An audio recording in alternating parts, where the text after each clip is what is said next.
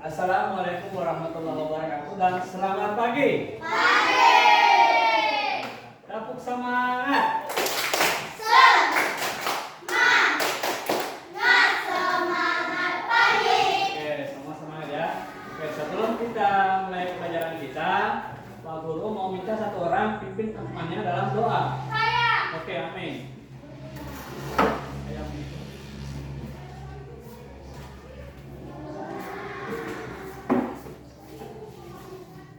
Teman-teman, sebelum kita belajar, mari kita berdoa menurut agama dan keyakinan kita masing-masing.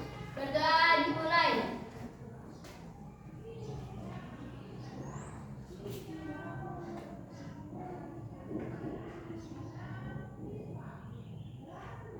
Berdoa selesai. Ya, mata pelajaran kita pada pagi hari ini. Ada yang bisa baca ini? Coding dan penerapan aktivitas KKA. Ya, coding dan kecerdasan artifisial atau yang bisa disingkat dengan KKA. Oke, Pak Guru sebelum lanjut kita mau absen dulu. Siapa yang tidak hadir pada pagi hari ini? Ada semua. Ada semua ya? Ya. Oke, berarti absennya semuanya hadir. Oke, sekarang kita mau tepuk kebiasaan dulu. Ada yang tahu tepuk kebiasaan itu apa? Gimana? Oke. Bangun pagi. Ayo. Kita tepuk kebiasaan dulu.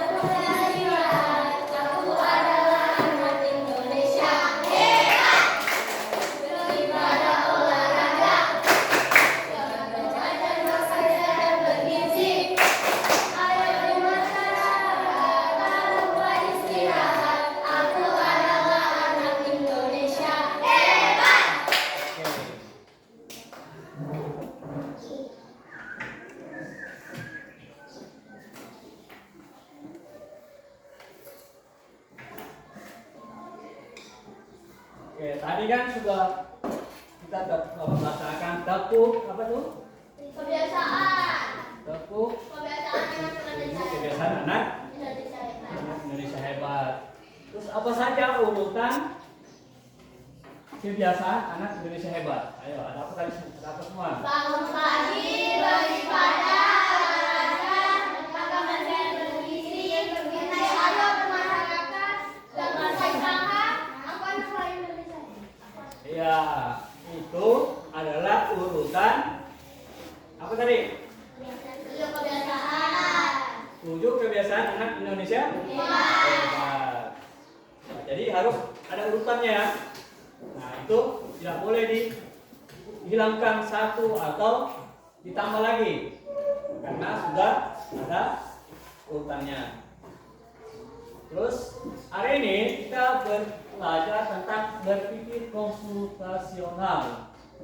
Berpikir komputasional dalam kehidupan sehari-hari. Nah, sebelum kita masuk pada ini, Pak Guru mau kasih tentang apa? Masalah dulu. Ya. Contohnya begini ya, Pak Guru punya anak namanya Al. Al mau makan telur. Makan telur. Terus apa yang Pak Guru harus lakukan? Memasak. Apa lagi? Kasih makan. Hah? Kasih makan. Saya nasi. Memasak. Apa lagi? Apakah langsung saya masak telurnya? Dikocok dulu. Atau bagaimana? Dikasih dulu, baru dikocok. Di situ ditaruh garam, baru digoreng. Nah, apa lagi yang lain? Baru sudah. Saya berbagi lagi. Yang lain yang pertama apa? Ayo. Yang pertama, Kasih pica telur. kasih telurnya. Ambil telur, baru dikasih pica. Ya, telurnya diambil di mana? Kulkas. Hah? Kulkas. Tidak di. Ya, itu kalau sudah ada di kulkas. Yang pertama itu telurnya dibeli dulu. Ya. Nah, telurnya dibeli, harus pipis telurnya. Apa lagi? Diambil. Telurnya, telur. Pakai telur apa? Garam. Nah, garam disediakan juga ya. Dikocok-kocok. Nah, garam. Oh. Garam apa lagi yang disediakan? Minyak. Wali. Minyak. Habis minyak apa? Wali. Iya, kuali atau wajan. Api. Terus apa lagi? Kompor. Hah? Iya, kompornya. Habis kompor apa? Sendok untuk goreng. Hah? Sendok untuk goreng. Sendok. Sendok goreng. Kering. Nangkok. Habis sendok apa lagi? Nasi. Kan Ini. kecap. Oh, kecap. Lagi. Ah, kecap. Nasi. Kecap. Ya.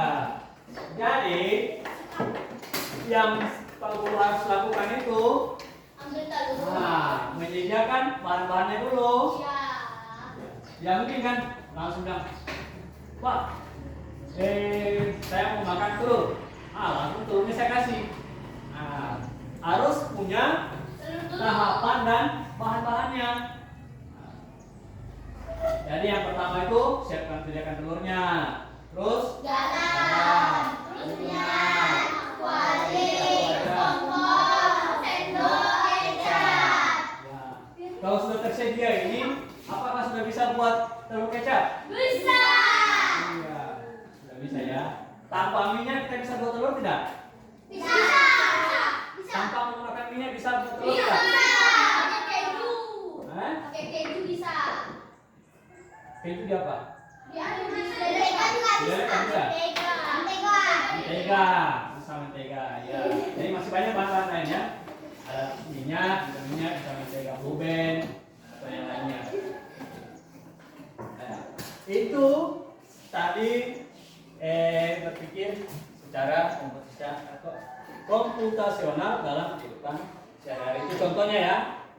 Nah, sini, ini apa itu berpikir komputasional? Nah, lihat lagi di sini. Berpikir komputasional itu apa?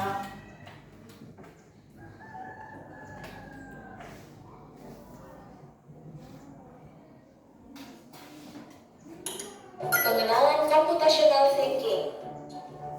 Hai teman kece, coba tebak apa artinya computational thinking atau berpikir komputasional? Adakah yang bermata jeli dan melihat kata komputasional di sini? Jadi mungkin ada hubungannya dengan komputer ya? Iya, betul sekali. Jempol buat kamu yang sudah menebak dengan benar. Berpikir komputasional adalah proses berpikir untuk menyelesaikan masalah dengan efektif dan efisien. Dalam ilmu komputer, proses berpikir ini dilakukan sebelum mulai menulis coding atau pemrograman. Jika sudah direncanakan dengan baik, maka coding yang ditulis akan sesuai dengan kebutuhan dan dapat diselesaikan dengan cepat dan tepat. Tapi ternyata berpikir komputasional juga bisa dilakukan tanpa komputer dan tanpa internet loh. Malah sebenarnya kita pun sudah menerapkannya dalam kehidupan sehari-hari, mulai dari membasuh gigi, mencatat ringkasan pelajaran, hingga menyiapkan tas untuk sekolah besok. Wah, kalau kita sudah bisa menerapkannya setiap hari, berarti kita semua sudah mahir dong. Belum tentu. Contoh-contoh tadi kan menerapkan berpikir komputasional pada masalah yang sederhana. Masih banyak nih masalah yang lebih kompleks, seperti misalnya mengatur keuangan bulanan, apa yang harus dilakukan kalau kamu tersesat di tempat baru, hingga memilih jurusan dan karir.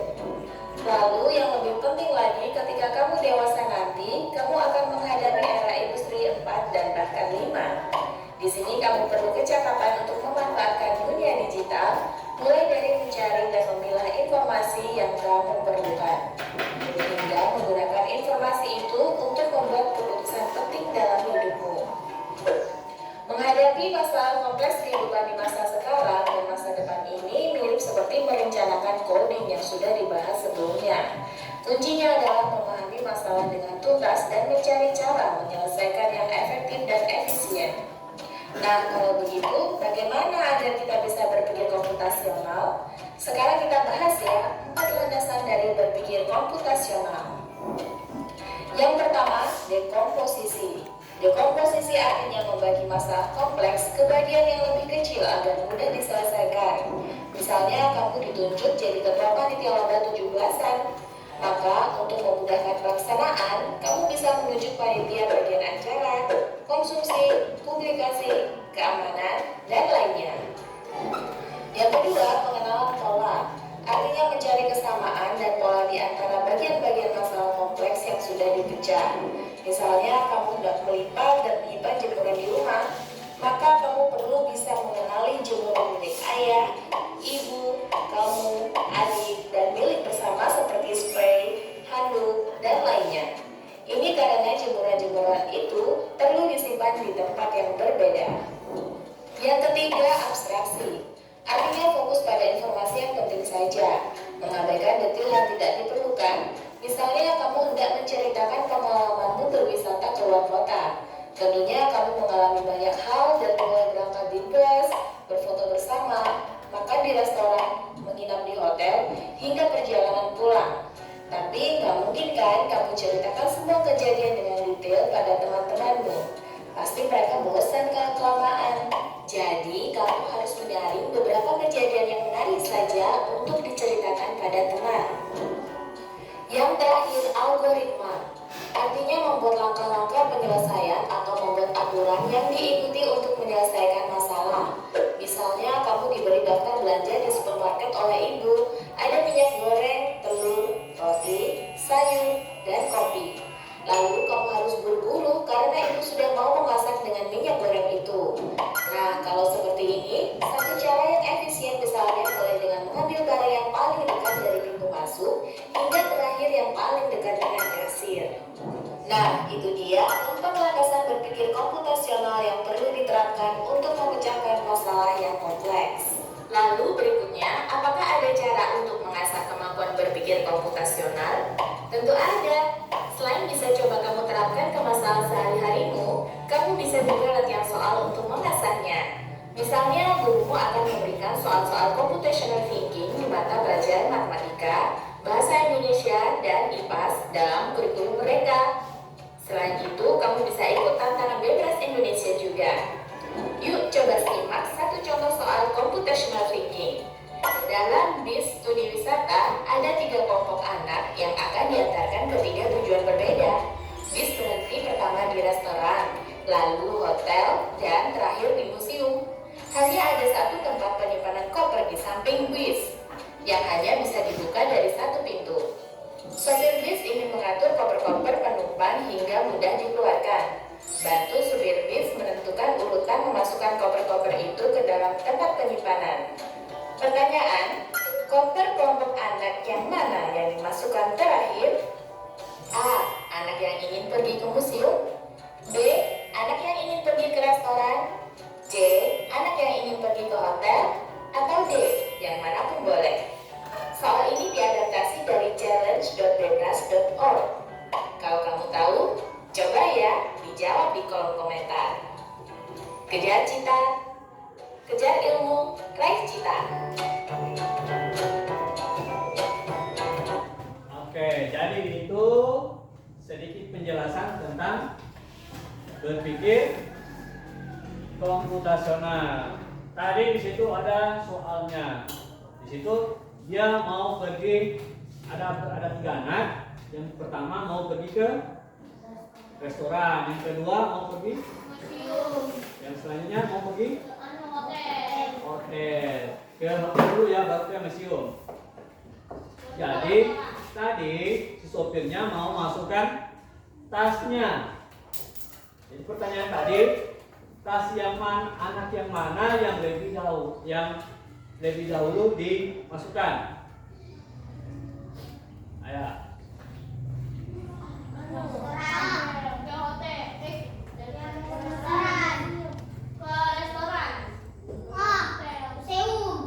Yang paling pertama itu yang mana? Restoran. Museum. Yang pertama dimasukkan. Yang terakhir dimasukkan? Yang mana? Restoran. Karena yang paling dekat hanya anak yang pergi ke restoran, dan yang paling jauh itu museum. Jadi makanya dia nanti terakhir akan diturunkan ya.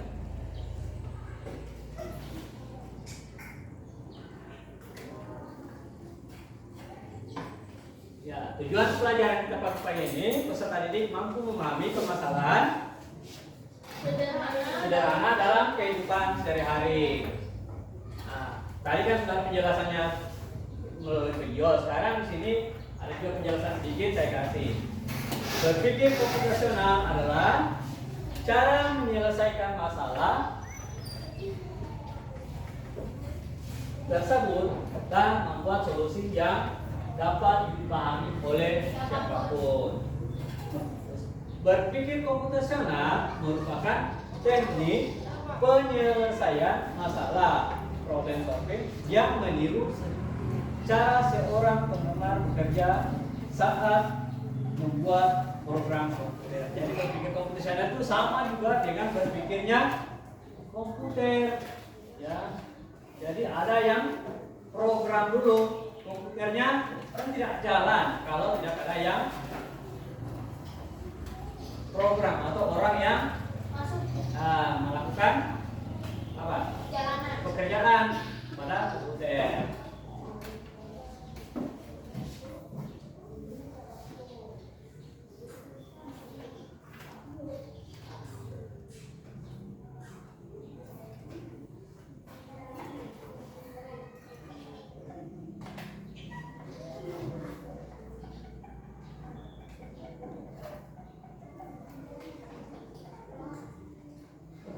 Di sini tadi sudah kita dengar ada unsur-unsur berpikir komputasional. Yang pertama apa tadi?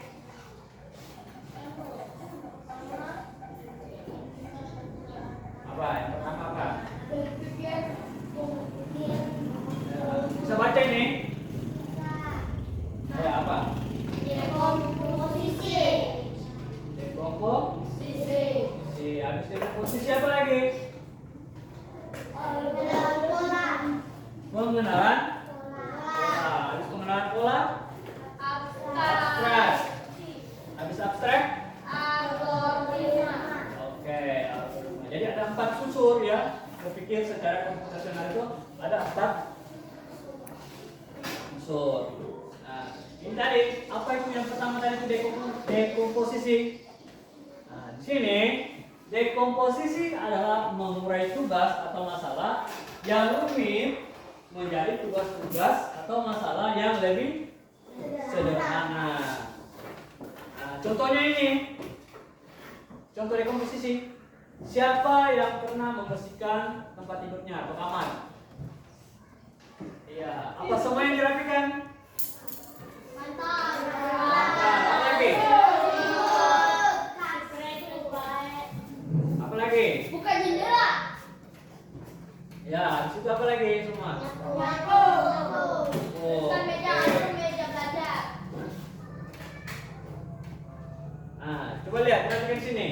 Di sini biasanya yang pernah kita rapikan tuh, yang merapikan kamar itu yang pertama itu rapikan tempat tidur dulu. Habis itu rapikan meja belajar. Habis rapikan meja belajar apa lagi? Bermain. Rapikan mainan. Baru rapikan buku. Terus bersihkan lantai. Jadi ini contoh dekomposisi. Secara tidak sadar kita sudah melakukan di rumah. Nah, ini lagi contoh dekomposisi lainnya di sini. Jadi perhatikan ya, ini adalah akuarium. Jadi apa saja yang ada di dalam akuarium? Ada ikan. Ada ikan. Ada tumbuhan. Ada tumbuhan. Itu adalah komponen-komponen yang ada di dalam akuarium. Sampai sini paham tentang yang apa ya? Bagaimana dibilang dekomposisi? Paham? Ya, jadi apa itu dekomposisi tadi? Ada membersihkan kamar. Nah, itu contoh. Jadi dekomposisi tadi apa ini? Mengurai tugas atau masalah yang rumit menjadi tugas-tugas lebih sederhana. Oke. Dengan dekomposisi, kamu dapat menguraikan masalah-masalah yang rumit menjadi masalah-masalah yang lebih sederhana sehingga lebih mudah diselesaikan. Contohnya itu membersihkan kamar ya. Nah, membersihkan kamar tadi kan kalau satu kali lihat langsung berantakan semua kan pusing. Nah, jadi bagaimana caranya kita menyederhanakan masalah tadi? Ya, kita rapikan dulu satu persatu. Nah, paham sampai sini? Nah, itu yang dimaksud dengan dekomposisi.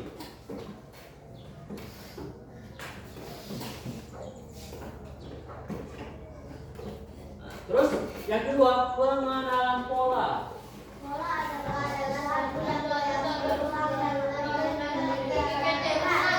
Ya, pola adalah sesuatu yang terus berulang dan memiliki keteraturan. Nah, contohnya di sini, pengenalan pola merupakan cara mengenali persamaan dan permasalahan yang berbeda. Nah, di sini ada, lihat perhatikan gambarnya di depan ya. Di sini ada yang sama. Di sini ada dua gambar.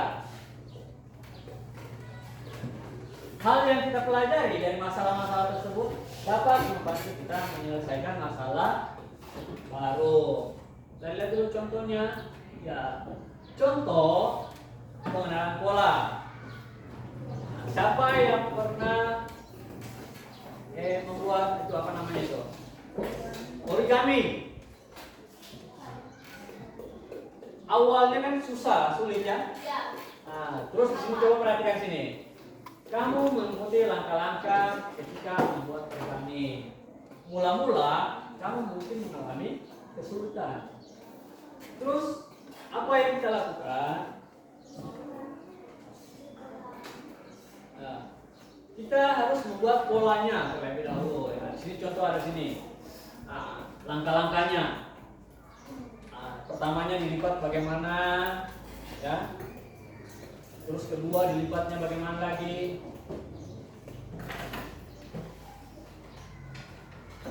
Jadi itu langkah-langkah contoh pengenalan pola. Jadi harus ada polanya dulu. Nah, setelah membuatnya beberapa kali kamu akan semakin memahami pola langkah membuat origami. Berarti terus-menerus kita lakukan pasti kita akan terbiasa. Selanjutnya kita dapat membuat origami dengan lebih cepat dan lebih rapi. Ya, kayak itu ya. Pertama biasanya kan kita sulit. Nah, terus kita pelajari pola caranya. Apa duluan dilipat, yang mana duluan dilipat ya. Paham sampai sini? Paham. Oke. Terus dengan mengenali pola, kamu dapat memprediksikan masalah yang akan muncul sehingga dapat menciptakan solusi yang tepat. Yang ketiga, abstrak. Abstrak adalah proses bukan informasi yang penting dalam masalah dan mengabaikan informasi yang tidak penting. Nah, kita lihat contohnya. Contoh abstrak nih. Ketika belajar membuat origami, kamu perlu mengetahui langkah-langkah membuat origami tersebut. Kamu dapat mengabaikan warna kertas origami yang dipakai. Contohnya, saya suruh buat origami apa? origami burung. Nah, di situ ada berapa macam warna kertas? Ada warna merah, warna apa lagi? Warna biru, oranye. Ya. Hal apa yang tidak penting? Tidak menentukan warnanya. Karena itu saya tidak suruh tentukan warnanya ya. Jadi yang suruh itu hanya membuat origami dari apa? Membuat burung dari origami. Jadi warnanya kita singkirkan dulu. Tidak penting melihat warna. Yang kita pentingkan ini kita ambil kertasnya, kita buat burung dari origami. Terus kita juga tidak perlu mengetahui bahan atau kertas yang kita gunakan. Ya. Maksudnya, oh ini origami ini harganya mahal, ini lain. Nah ini beda. Nah itu tidak perlu. Itu tadi contoh-contoh abstrak. Ya, itu contoh abstrak. Berarti apa contoh abstrak? Apa itu abstrak tadi? Apa abstrak?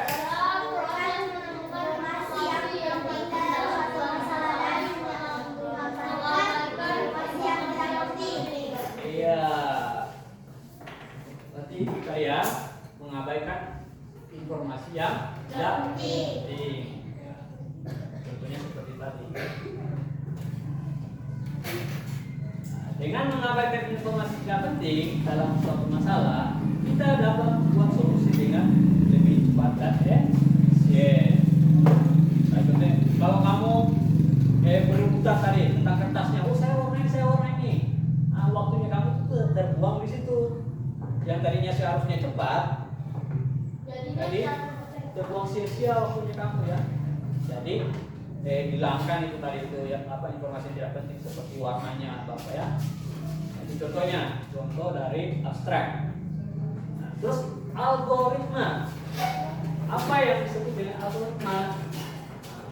Algoritma langkah-langkah yang kita lakukan untuk menyelesaikan suatu masalah. Ulang. Oke, apa itu algoritma?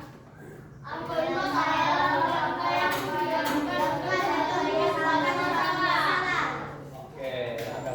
yang dilakukan untuk menyelesaikan suatu masalah. Algoritma harus disusun dengan urutan yang tepat agar masalah dapat diselesaikan dengan baik. Nah, contoh algoritma dalam kehidupan sehari-hari adalah langkah-langkah yang kita lakukan untuk merapikan tempat tidur. Nah, tadi kan sudah ada tadi contoh-contohnya. Merapikan tempat tidur apa semua yang pertama dilakukan. Ya, tidak mungkin merapikan tempat tidur lalu bantalnya begitu baru selesai. Ya. Pasti ada langkah-langkah yang harus kita lakukan. Nah, ini algoritma merapikan tempat tidur. Langkah-langkahnya apa? Ini. Turunlah dari tempat tidur. Terus rapikan spray. Terus tepuk-tepuklah bantal dan bantal guling. Terus letakkan bantal dan guling dengan rapi. Lipatlah selimut. Itu contoh-contohnya algoritma dalam membersihkan tempat tidur. Ya, sampai sini, Pak. Dengan menyusun langkah-langkah penyelesaian secara urut dan rinci, kita dapat menyelesaikan masalah dengan tepat. Tentunya dari tempat tidur tadi itu. Kalau kita tidak tahu apa yang kita lakukan pertama, pasti kita bingung. Juga dengan cuci piring, karena lihat piringnya terlalu banyak, bingung sudah kita. Apa yang saya lakukan? Jadi yang pertama itu ambil dulu, sediakan airnya, sediakan sabunnya, penggosoknya, baru bisa cuci piring. Kalau tidak ada sabun, bisa tidak cuci piring? Ya, bisa tapi tidak bersih. Oke, jadi apa saja manfaat berpikir profesional? Manfaat apa saja manfaatnya? berpikir komputasional ada 5 manfaat yang kita dapatkan. Terus yang pertama apa? Mengurai masalah sehingga lebih mudah diselesaikan. 2. Menyusun langkah-langkah yang tepat untuk menyelesaikan masalah. Yang ketiga, mengenali pola masalah sehingga memprediksi penyelesaian yang tepat. Yang selanjutnya, keempat, menyiapkan hal-hal yang diperlukan untuk menyelesaikan masalah. Yang kelima, mengabaikan hal-hal yang tidak perlu untuk menyelesaikan masalah. Oke, coba tepuk semangat. Semangat pagi. Oke, makin semangat ya. Oke, jadi dari penjelasan tadi, apakah kita sudah paham yang bagaimana dibilang tadi untuk berpikir komputasional? Jadi secara tidak sadar kita sudah melakukan dalam kehidupan kita sehari-hari apa itu yang disebut berpikir komputasional. Oke, sekarang kan kelompoknya sudah terbagi. Nah, di sini ada lembar kerja peserta didik. Di sini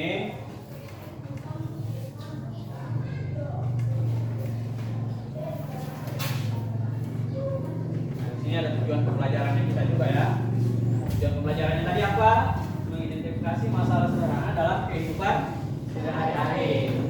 Menyusun langkah-langkah menyelesaikan masalah dengan urutan dan logis. Ya, sini ada lembar kerja peserta didik. Untuk tunjuk pekerjaannya, bacalah soal dengan tepat atau dengan cermat. Diskusikan dengan teman kelompokmu. Tulis jawaban di tempat yang sudah disediakan. Tulis jawabannya di sini saja, ya. Lalu gunakan pensil atau pen. Di sini ada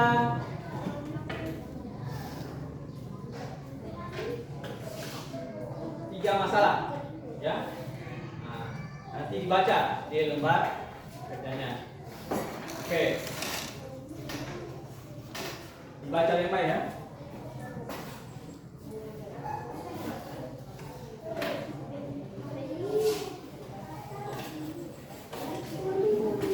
Coba diperhatikan dulu LKPD-nya. Kalau ada yang mau tanyakan, tanyakan dulu.